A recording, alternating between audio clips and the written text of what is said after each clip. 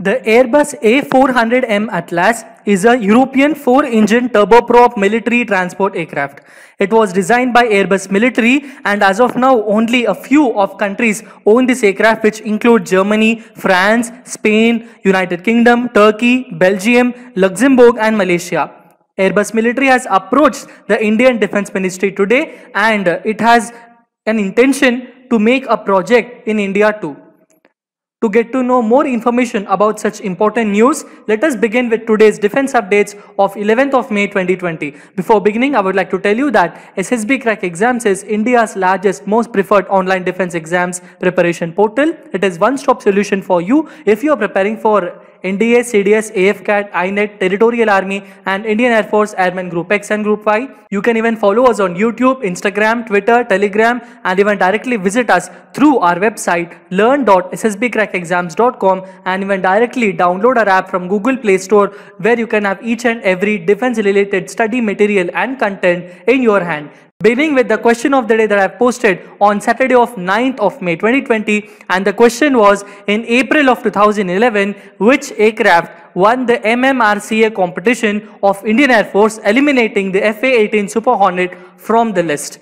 The medium multi-role combat aircraft competition was won by which aircraft? The answer for this is Dassault Rafale. 6 firms have competed in this particular competition of the MMRCA, which is launched by the Indian Air Force in 2011, and those different firms include the aircrafts like the Boeing's FA-18EF Super Hornet, the Lockheed Martin's Fighting Falcon, Dassault Aviation's Rafale, Eurofighter Typhoon, Saab's Gripen and Russian United Aircraft Corporation's MiG-35. Among all of these, the Dassault Aviation's Rafale won that particular bid.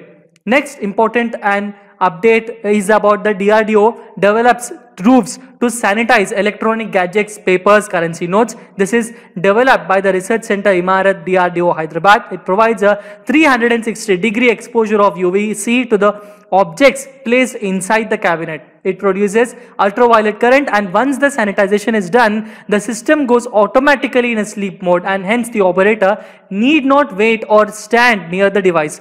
Everything is fully automatic. Everything is untouched. The RCI has also developed an automatic UVC currency sanitizing device known as NoteScan. Next important update is that the India and China face off along the Sikkim border yesterday. This happened in Sikkim at Nakul La sector ahead of Muguthang Pass, which is in Sikkim, which is at a height of around 5,000 meters. 4 Indian soldiers and 7 Chinese troops suffered injuries during the confrontation that involved around 150 soldiers. Next important update is that Mission Sagar has been launched by the Indian Navy. INS Kesari, which is a 5,000-ton landing ship. Okay, it is a landing ship. It was dispatched with 2 medical teams and medical supplies to assist the authorities in different countries like Maldives, Mauritius, Madagascar, Comoros and Seychelles to prevent and control COVID-19 dengue fever. All of these medical supplies include the hydroxychloroquine tablets and many other most important equipment, medical equipment. Now that we are discussing about Mission Sagar's INS Kesari, I would like to give you a brief introduction about what is INS Kesari. INS Kesari is a Shardul class tank landing ship of the Indian Navy. It is a part of Amphibious Forces of Andaman and Nicobar Command. It was commissioned on 5th of April 2008. The ship was launched by Sandhya Prasad. She is the wife of the former Vice Chief of Naval Staff Vice Admiral Yashwant Prasad. In 2009, INS Kesari was transferred from the Eastern Naval Command in Visakhapatnam to Port Blair in Andaman Nicobar Command. INS Kesari, Kesari means a lion, and to get more in detail about this, in March 2014, the ship under the command of Commander Mahesh Mangipudi was also involved in the hunt for the Malaysia Airlines flight of 370.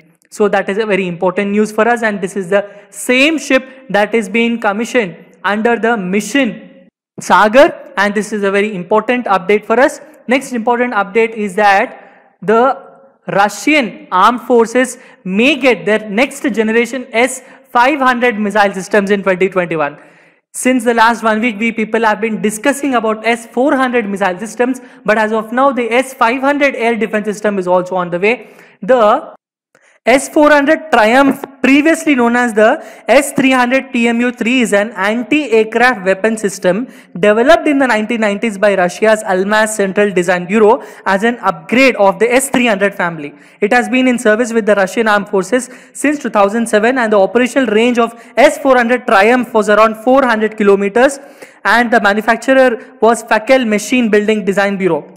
It was in service from 28th of April 2007 in Russia. As of now, the S-500 missile systems are also on way, and they might be in use from the year of 2021. If we can see them, it reportedly can track and simultaneously strike up to 10 ballistic targets moving at speeds of around up to 7 kilometers per second, about Mach 20. It can even hit aircrafts and all aerodynamic targets.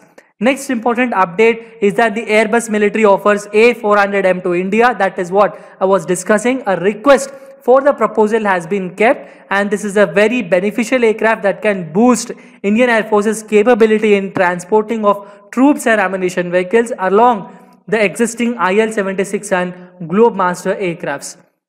Next important update is that Ashraf Maulvi becomes operational chief of Hizbul Mujahideen in Jammu and Kashmir.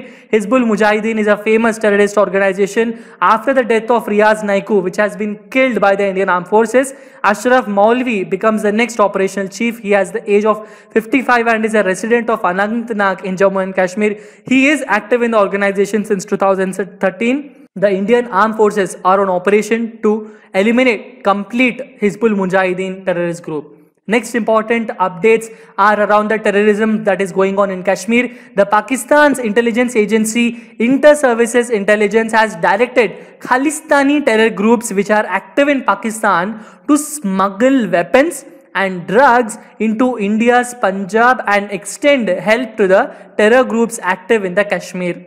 So Pakistan is trying to create terror more in India's Kashmir. The proactive use of social media is an agenda which has been followed by the terrorists in Kashmir. They even show stone pelting as a counter-terrorism operation, and they portray militants as heroes.